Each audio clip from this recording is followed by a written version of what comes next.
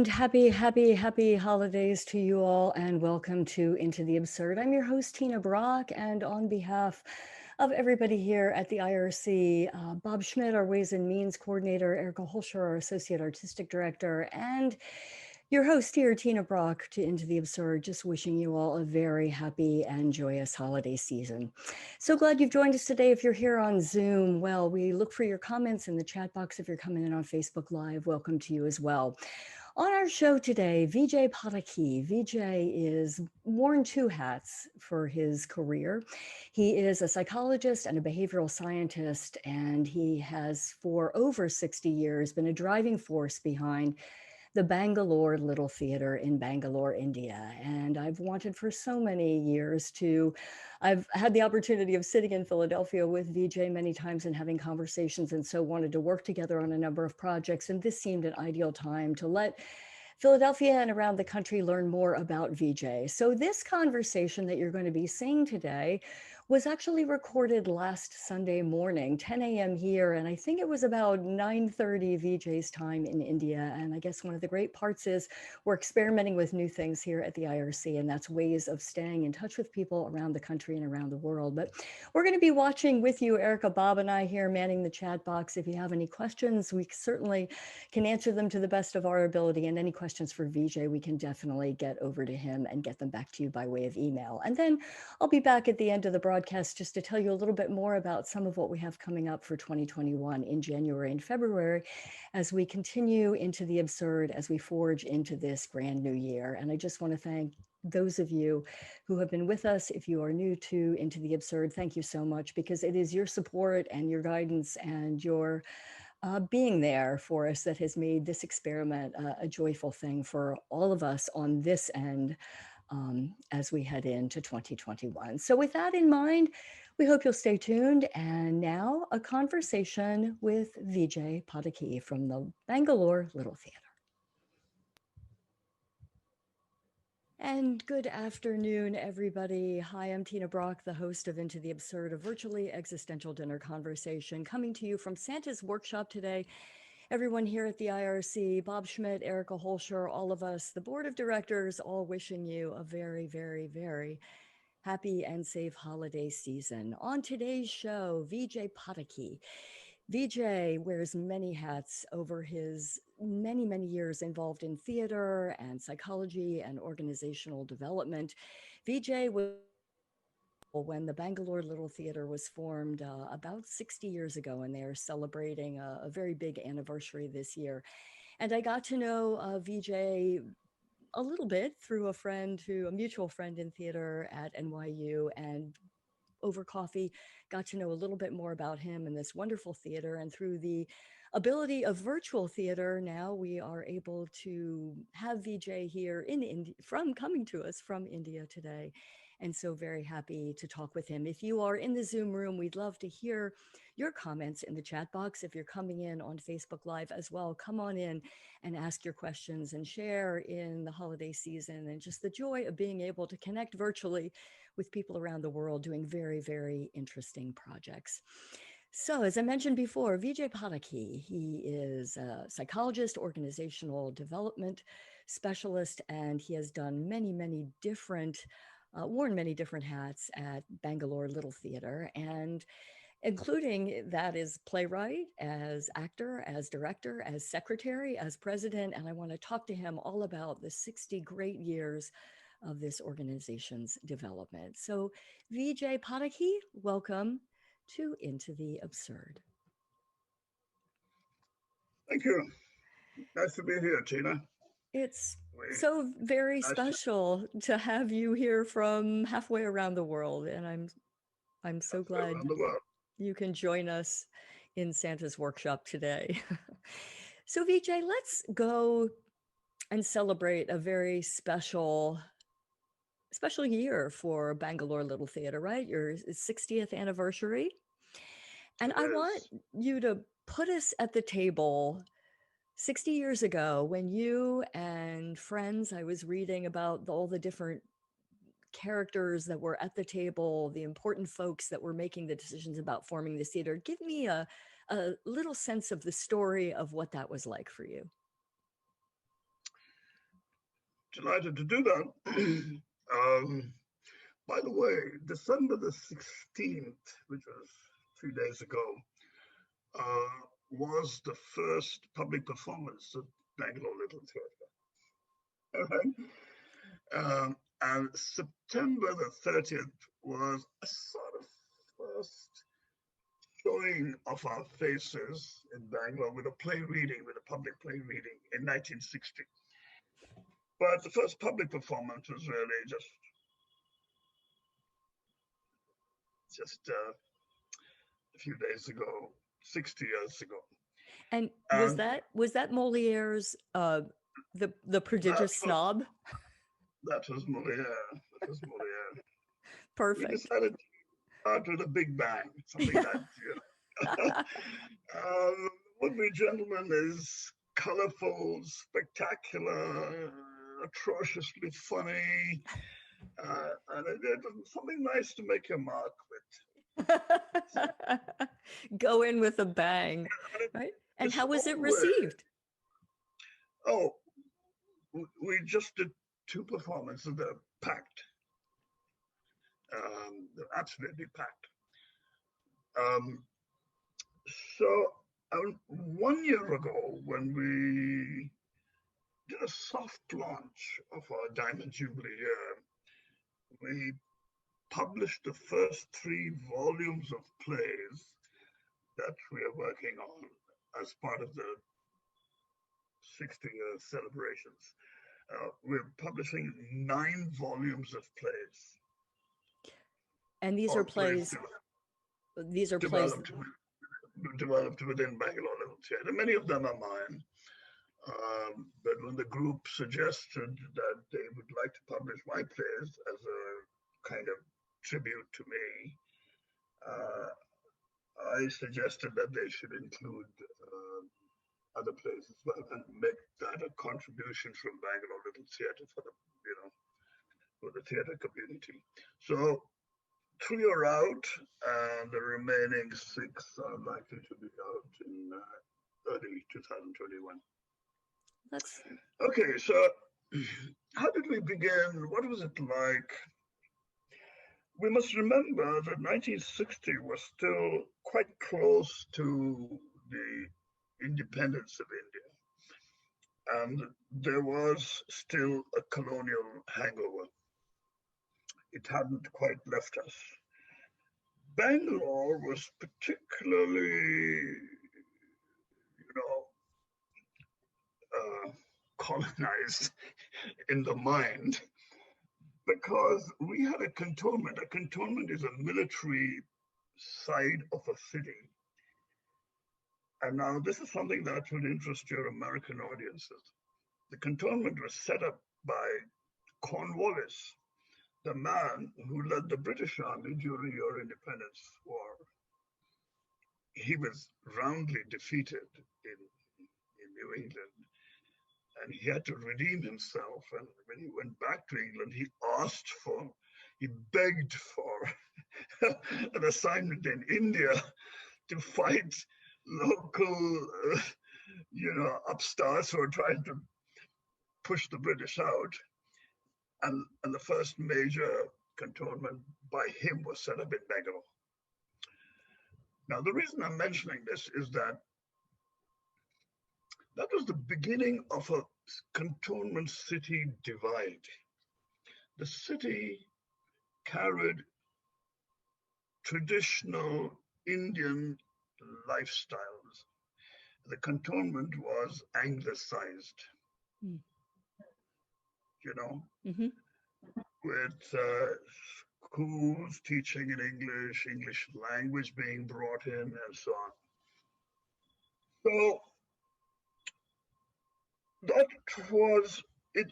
In 1960, it was the colonial shroud was still there, not completely lifted. Just to give you an example or two, in the month of October, we have a very big Indian festival called Dasara. But the schools in the cantonment areas had holidays for Michaelmas. carried over from British days. They had a holiday for Guy Fawkes Day, believe it or not. I do remember reading that in the. Right. And the funniest thing about, I mean, I've actually seen this group. We had people in their 60s and above who couldn't quite accept the British having left India. So they had the Society of Empire Loyalists. They met twice a month in one room in a club. They engaged in very British conversation, had British sherry or port wine, and at dinner time, a butler would ring a bell and announce that dinner is served, and they'd all rise and sing "God Save the Queen." It sounds very theatrical. And I've seen these people. So that was the social context. It's Bangalore Little Theatre. Well, how did that affect? How did that affect what you all did? Because it sounded from reading the website and the history that you guys were a bit of a pirate ship in there, right? I mean, when I say pirate ship, I just mean that you were in there really making art for art's sake, just very much the way our little theater company here in Philadelphia started, just doing it because you loved it and the audience was really receiving it. How did that go over? I think it took some time for it to be accepted. It wasn't easy because we were performing in the cantonment side of Bangalore, not on the city side. But the group composition was very interesting. Mm-hmm. It had a Scottish couple, mm-hmm. an American couple, a Dutch couple, an English couple, and lots of Indians. And Indians from this part of the city who were doing theatre in Canada. But they saw the value of doing English language theatre, which is truly cosmopolitan, universal in nature, and not British bedroom comedies.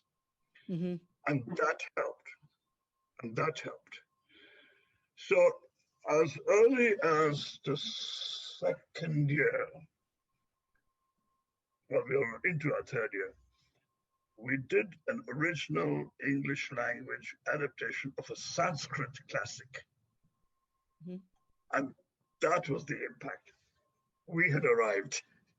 So the combination of English language, but translation, that's what, I mean, you said that the initial shows, right? The Moliere that you did right out of the gate, you had packed houses. Was that people just curious and they really wanted to see what you were about? And then you had But we should remember it's a limited audience. I mean, it's not a potential audience of 100,000 from which you're getting 1,000.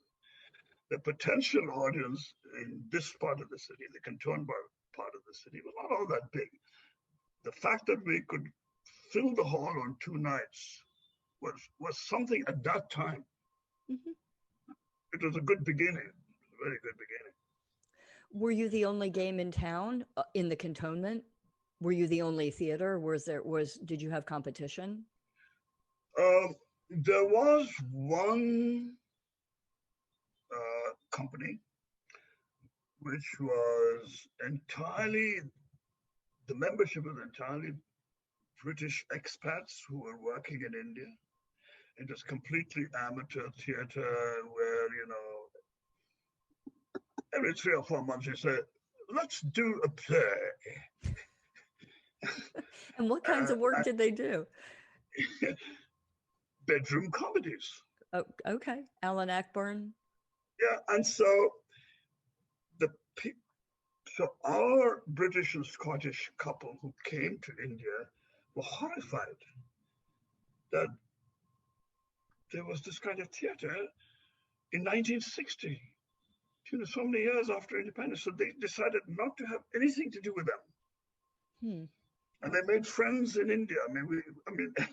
They looked around at what was happening in Kannada theatre and, in Hindi theatre and so on.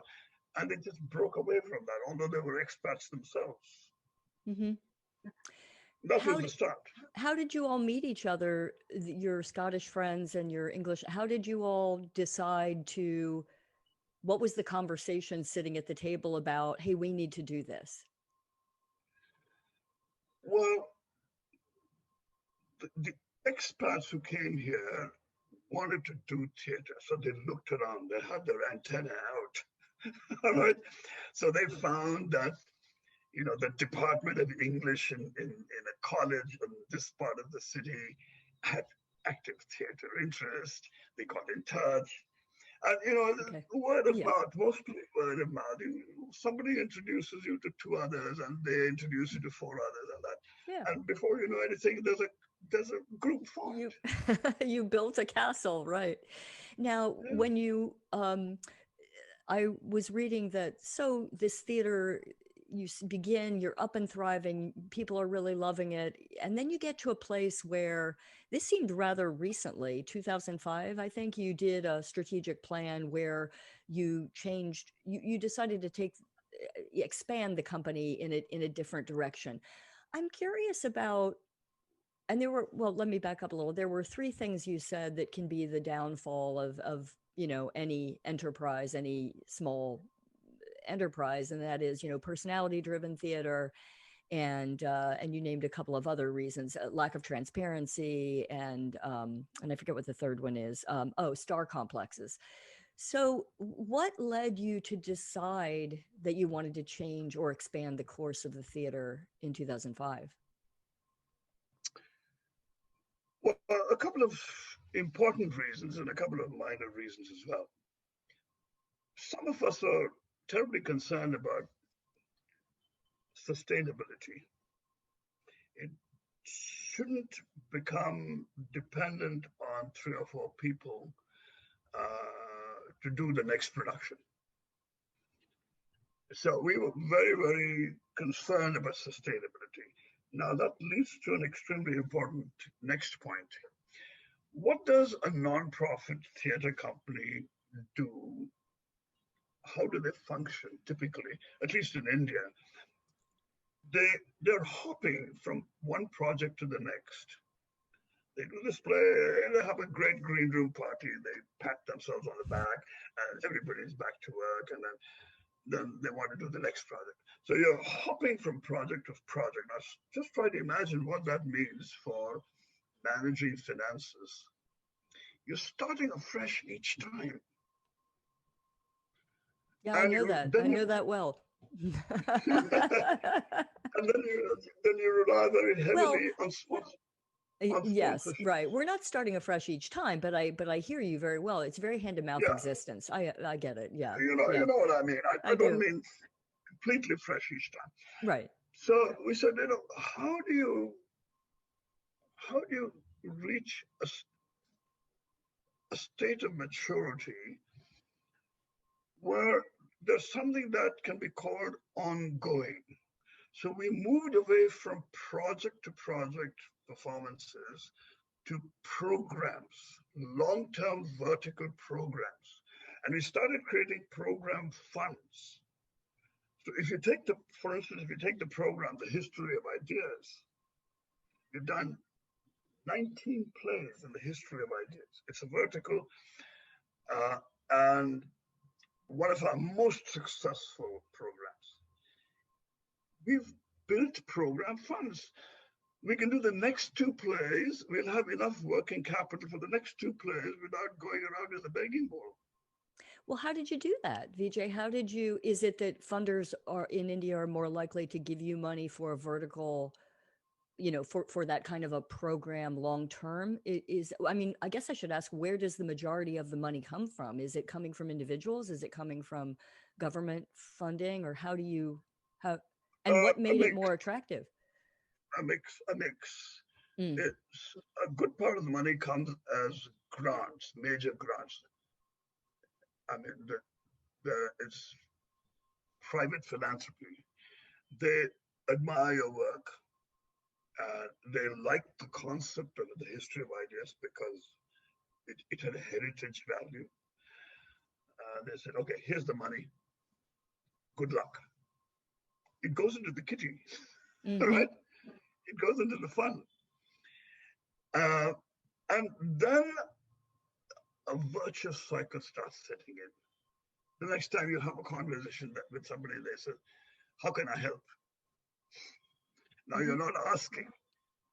Sure. So you need to get that momentum where people want to help. So a good part of the funding has come from grants, but occasionally there are even corporate checks made out because of their marketing interests. But that's a smaller amount. And we've done this for several verticals. The other is the work in schools and with children. It's a vertical. Sure. And it earns its own funds. It creates its own funds. Is that I did or saw on the website that there is this big education piece that you have in there now. And is that literally going into the schools and teaching? Is it taking shows out to the schools? Is it both? This has not been a good year to talk about our work in school.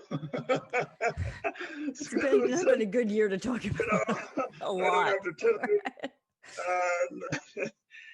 But the team has innovated with things online, with school kids.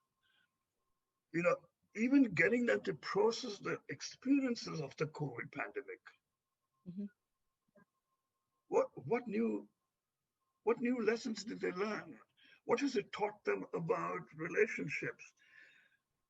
So they a very good job of facilitation, meeting kids online and still using the online platform for some group interaction. And of course, the kids know each other. But the sort of work we are known for in schools and with children has had to stop. Hopefully, we'll get back to it in 2021. Yeah. But that's a pretty quick pivot for you all. I mean, because when did things really start to shut down in the sense of not being able to go to theater? When was that for you in 2020? So one part of the work with schools and with children is actually an annual flagship production for schools and children. It's a big bang production. So it's a very beautiful collaborative arrangement. We have the funds from philanthropy. We produce the play, and we are nonprofit. So we produce the play, and all the money goes to a charity partner. In this case, it's the Indian Cancer Society. The focus is still children because that money goes for children with cancer. Okay, so this triangular arrangement has worked very beautifully in the last few years. And the play is, earlier the plays used to be performed in 2 or 3 auditoria, and we would get children put into school buses and brought there. But it is getting increasingly difficult. So now the plays are designed to travel, and they go from school to school and perform. So typically about 20 shows of that annual production. Everybody's happy. The Indian Cancer Society reaches children from poorer families who can't afford cancer treatment. I know that it's very interesting that children with cancer have a much, much greater recovery rate than grown-ups. So if you can spot it early in life, you're saving a life. So Indian Cancer Society has a special program of diagnostics and especially for people who are, communities that are underprivileged. And this money goes for for treating those kids. So that's the arrangement we have, and it's worked very well. It's worked extremely well. Have the touring productions, those 20 productions that you talked about, I assume that they're not touring at this point because of restrictions and whatnot, or are you all coming out of that pretty? Are you coming out of that? We couldn't do it in 2020. Yeah. It usually opens on November the 14th. November the 14th in India is celebrated as Children's Day. So the play typically opens on November 14th, and then there's a large number of shows spread over, November and December. It's occasionally spilling over to January. But this year, we just had to hold on. Yeah. Put it off.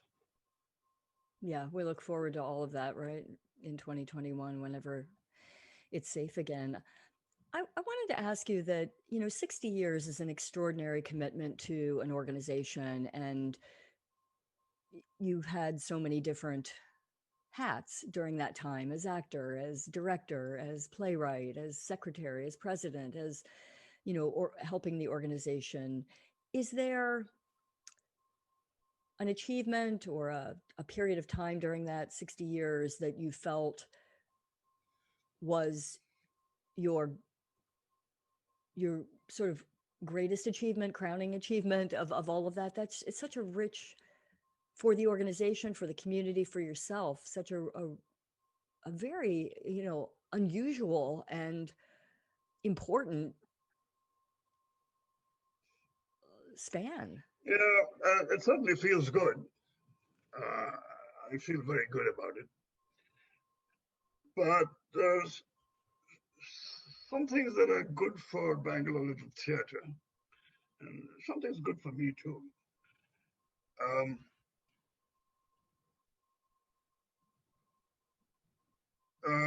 I feel very good that I was able to contribute to the long-term health and effectiveness and sustainability of Bangalore Little Theatre. I feel very good about that. And for nearly 2 years now, I've withdrawn from management responsibility. And I took it upon myself after the strategic planning to do program management and all of that. And when I saw that things have worked, I could plan a withdrawal. And I did that. It was rather successfully. We have a bright young team, competent, committed, who are running all the program verticals, as well as the lateral programs. The lateral programs contribute to the verticals. New play development is one. Training is one. We are particularly proud of our methodology development, and I could talk about that later on. That's one. So these are our laterals. So I'm quite happy that I could do that for Bangalore Theatre. For myself,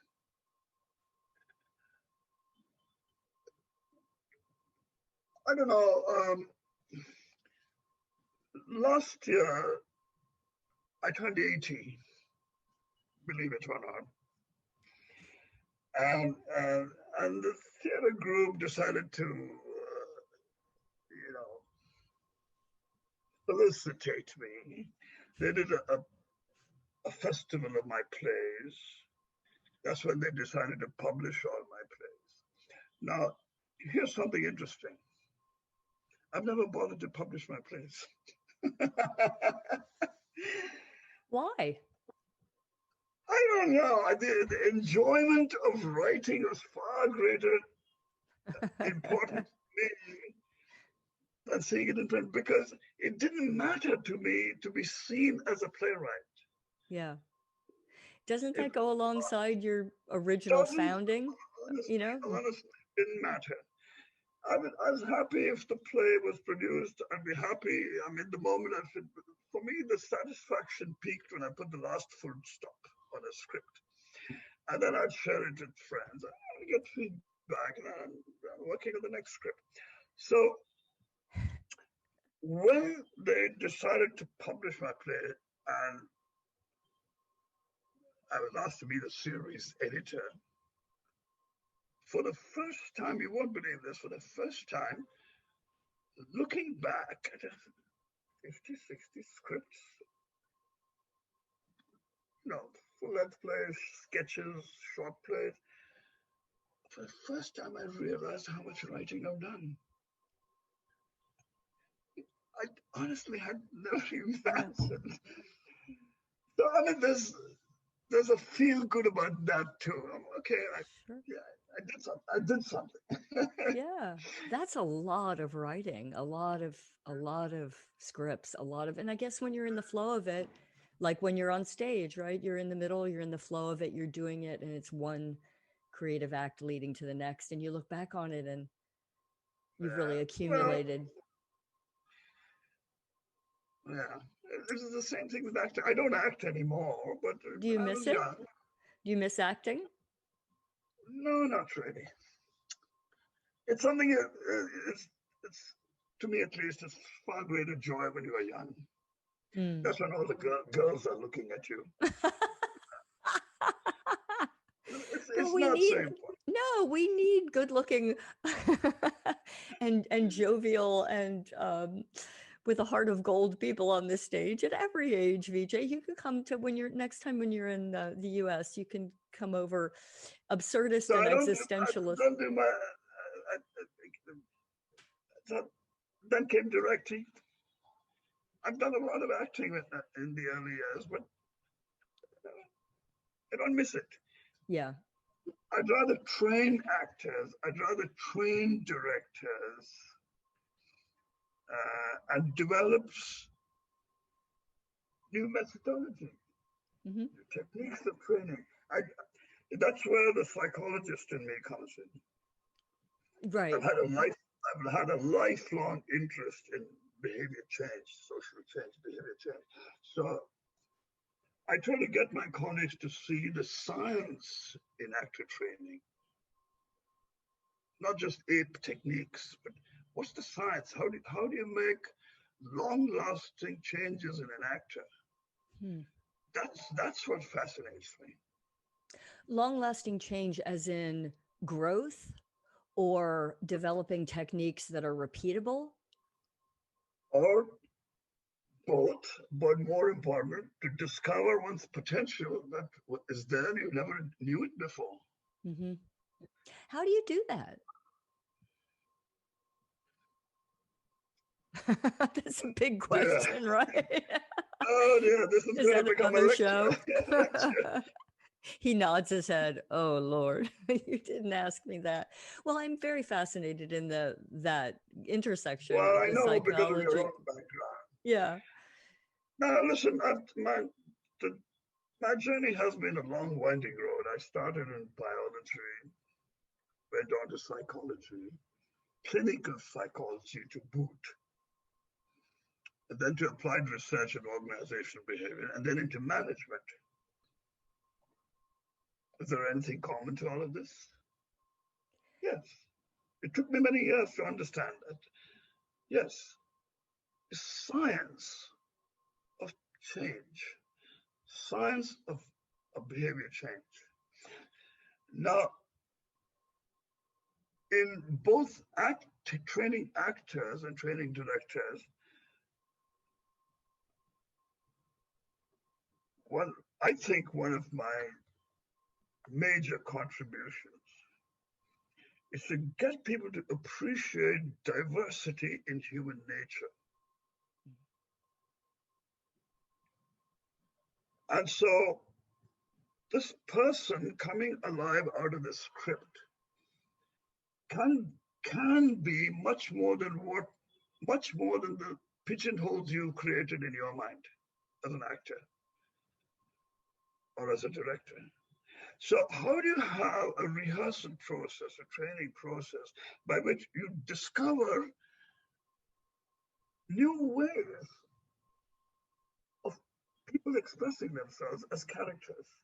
And I think that's frightfully important. Mm-hmm. So I bring in a lot of behavioral science here in this. Now, That's interesting. The overlay of, you talk a little bit about accepting diversity and being able to see where people are coming from. And yet, when you put that on top of the fact that drama is conflict between people on stage, which generally don't understand one another, to have that as an overlay over the individual actor on stage grappling with not understanding the other actor, there's so many fascinating levels on which, as a you got director, it. that's You got it. You got it. So extraordinary.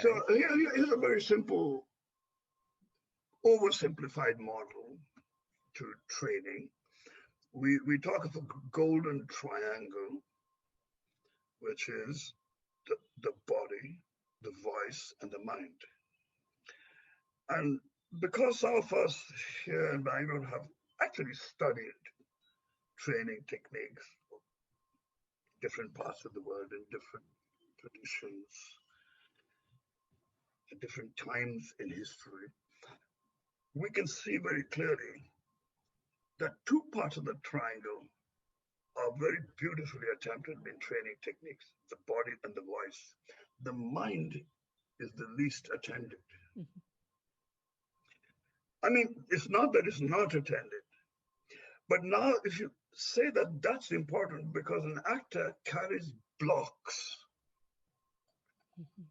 and it's important to help the actor recognize those blocks and come out of them. Now, for that, you need science. So you can bring in reliable principles and theoretical streams into actor training from cognitive dissonance, um, neuro-linguistic programming, right? The idea of empathy and emotional intelligence. Empathy is so important and so under attended. So there are ways to find appropriate inputs from science and use science, but the purpose of using the science is not to get the actor to use it as a crutch, but to help the actor break free using science. Mhm. In a nutshell, that's so a lot of my work in advanced actor training is on the mind. Mhm. That's an extraordinary gift, I think, to have that as a way of working, because you can have all signals firing in those first two levels, the body, the voice. But if you've got these, you know, unexpected and or well under well understood, in that they're familiar blocks that come in with the mind, that's everything. I mean, that can put a big boulder in your way, and or, as you say, explode open a lot of possibility. We've been talking a lot about the work very specifically in with Bangalore Little Theatre, but I know you have some beautiful images from theater that's been happening around, or that happens around India as well. Do you want to share them with the audience? I could, but let me explain what those images are meant to mean. Um, and every time I'm in the States or in any other part of the West, and people get interested in what we are doing in India in English language theatre, I have to explain to them that I'm not a very good representative of theatre traditions in India because I represent 2% of the population which speaks English. All right.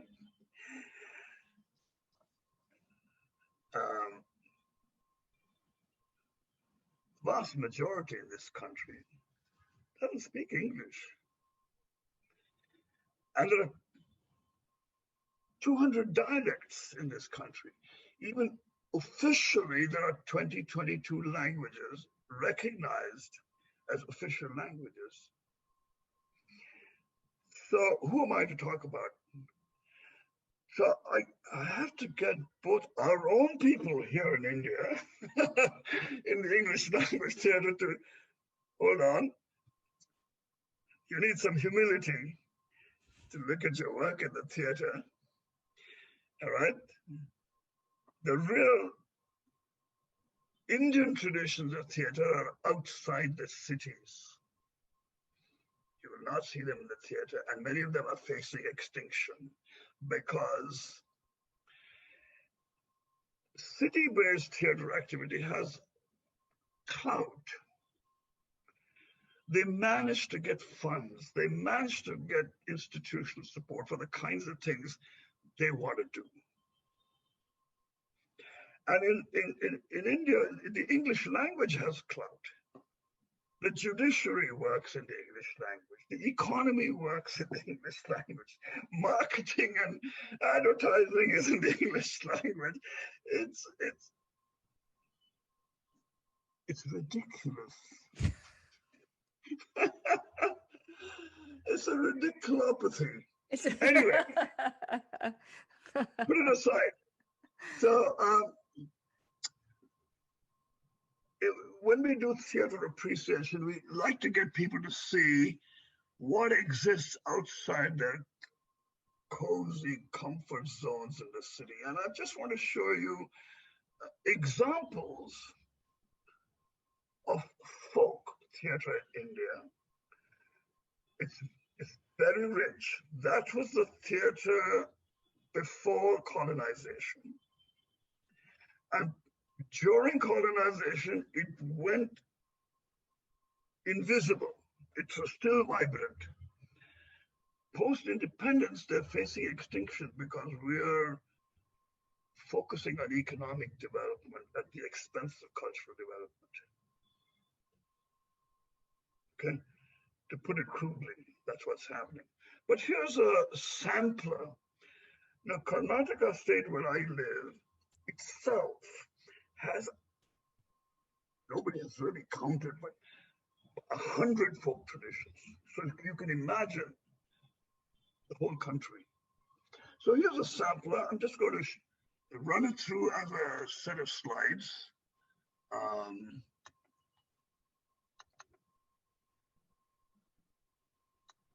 There we go.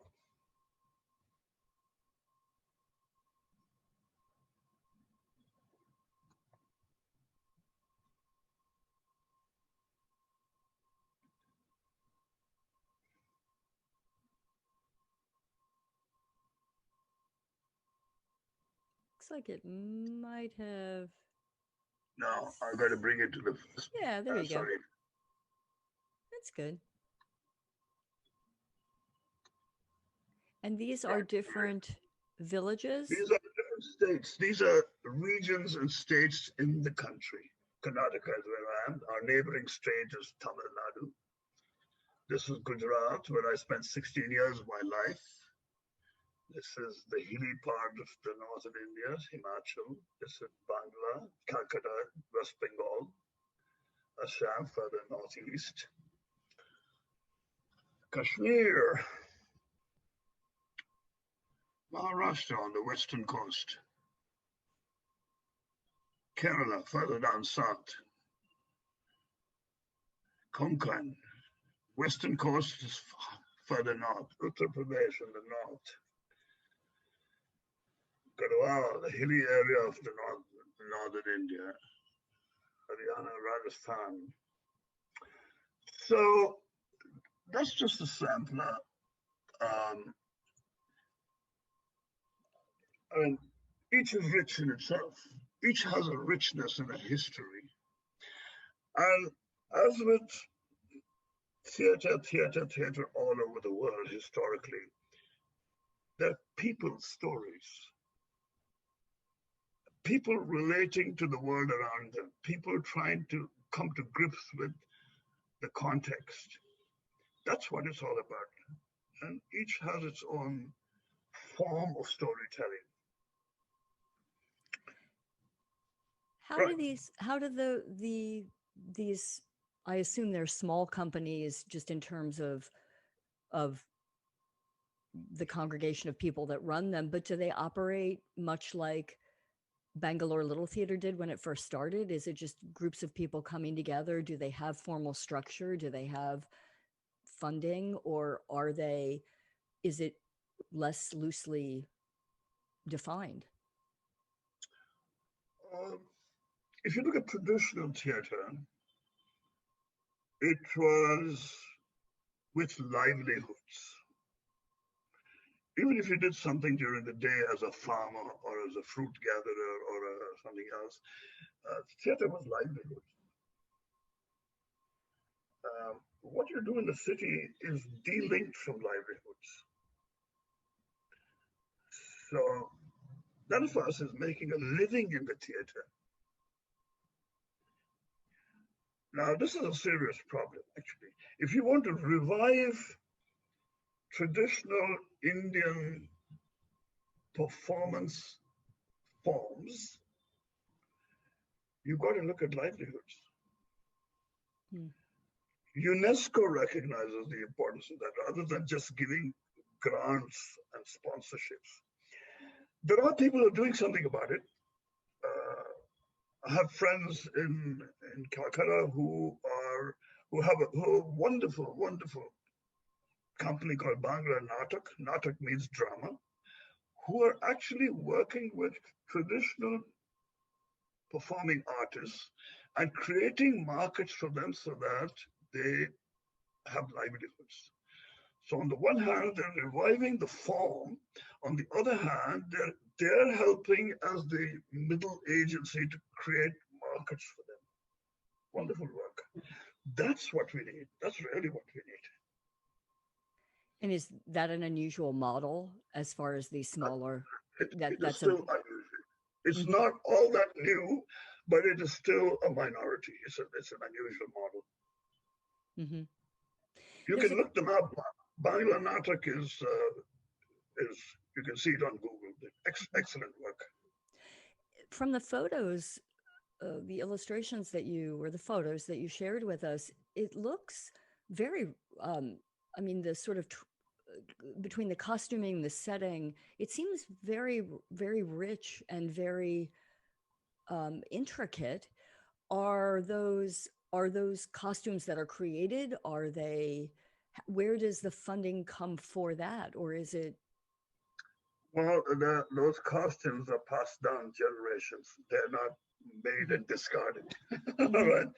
They're very carefully preserved. And some of it is recycled, but it's something that's seen as social investment. That's the word I like to use. You can't have theatre without social investment. The community invests in it, right? Absolutely. I was reading on the website something that certainly comes up a lot in conversations about strategic planning and whatnot, that theaters generally, small theaters, survive. It's not unusual to have 5 to 7 years, and then things change, whatever the reason is, it can't go on. But I do think a major piece of that is the community investment in the organization. Absolutely. I'm impressed. You've done your homework. Well, I mean, it's very fascinating, Vijay, that you started this organization nearly 60 years ago. To think about, the IRC's been around maybe 16 years now, 14, 15, 16 years now. And to think about going that far. And these conversations do come up for us all the time, how to move it from being an organization that is centered in a lot of community support and some foundational support and city and state government support, but how to to take that into a more sustainable model and Yeah. not lose the thing that gives its identity, because there's quite a few small theaters here in Philadelphia. There were, and hopefully will be prior to the pandemic. Philadelphia over the last 15 years has seen just an enormous um, and Yeah.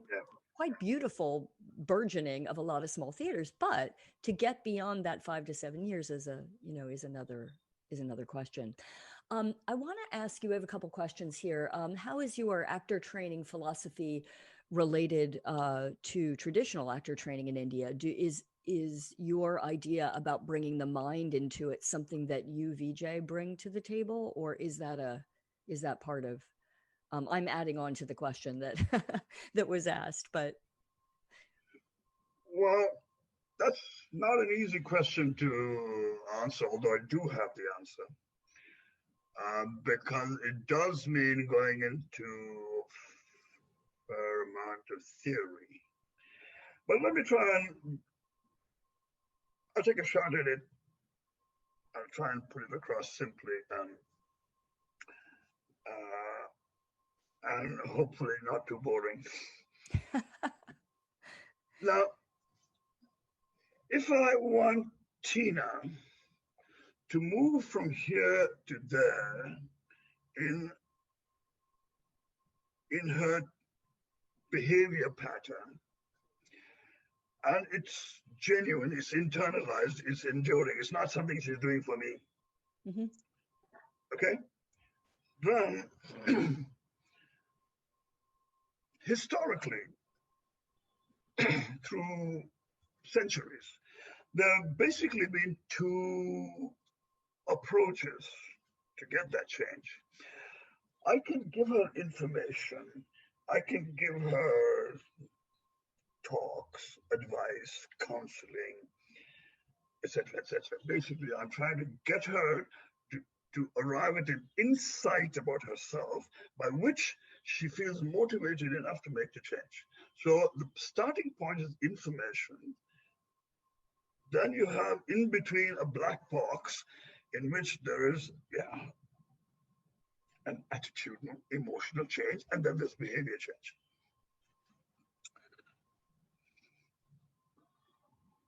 The majority of our efforts rely on that in education, in training, in child rearing, in this and that, therapy.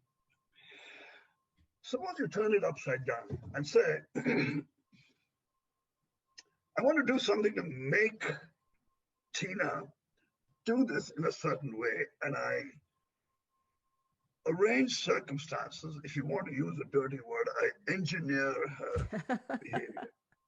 Okay.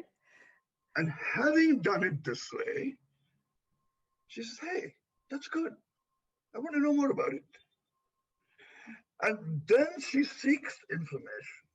So beginning with behavior rather than with information is the opposite approach. Now, behavior modification and therapy does exactly that. So how would you engineer that in rehearsal? Now, traditional methods of training have actually worked on the body and action. When people do action in a certain way, they get insights. Somehow we've forgotten that. So, Stella Adler's emphasis on action planning has actually a scientific basis, which she herself might not have realized. Right? So the idea is, don't worry too much about changing a person's mind. Get people to explore new behaviors. Different ways of doing this scene, different ways of reacting to your fellow character. Work in action. And the same principle is brought into training as well. Get people to recognize what they're capable of, they've never thought of before. That's the model.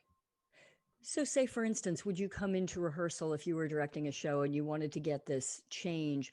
Would you engineer, if you would, a different way to execute the scene based on different strategies and sort of Well, put so those into the amount, yeah, once you've got the principle, trainer to trainer, director to director, they will vary in the amount of directedness and the amount of facilitated change. You know, so I want to say something more about that since you brought up the topic. Because we don't have established theatre institutions in the country, you know, the link to education, training, technology, etc., etc. We don't have theatre as a subject in schools. It's something you do once a year for an annual concert. It's something is missing there.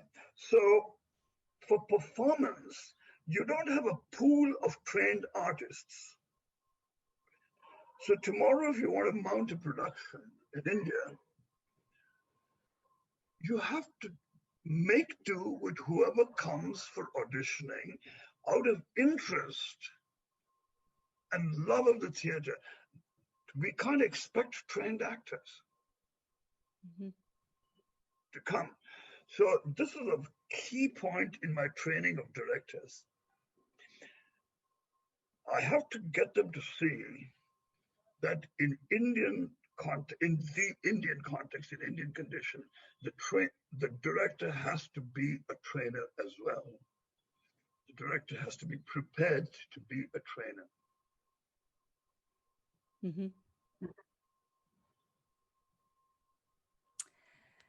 Well, Vijay, on that note, it has been my great pleasure to talk to you. I feel like I could have a separate conversation just about these principles in direction. I feel like there's a lot to learn on this end. But alas, it's a holiday weekend, and we want to let people get to their families and to celebrating the coming new year. And I just thank you so much for taking the time to come to us from India. It's my great pleasure. I remember meeting you a number of years ago through our mutual colleague, Jeff Stanley, and wanting to know how we could work together, and still wanting to know how we can work together. I want you to come to the United States and put me through one of those director training programs. That would be. Well, my pleasure too. And it's lovely catching up with you after a few years.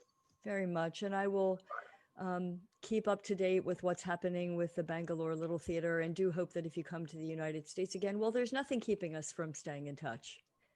How can I not come to Philadelphia? You must come to Philadelphia, particularly with projects on the offing. Well, Vijay Padaki, thank you so much. And I look forward to our next conversation.